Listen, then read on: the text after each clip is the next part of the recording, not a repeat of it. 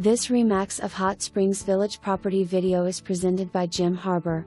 Private but not isolated. 2-bedroom, 2-bath and oversized double carport. Additional attic insulation installed.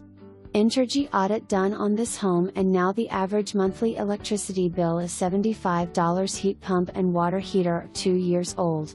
New garbage disposal. Roof is 10 years old. Roof inspected by Keith's Roofing this month and certified in satisfactory condition. Internet service provided by AT&T U-Verse. Clean crawlspace for additional storage. Sellers will require 3 days delayed occupancy. For more information, review the details below or contact Harbour at 501-204-2034.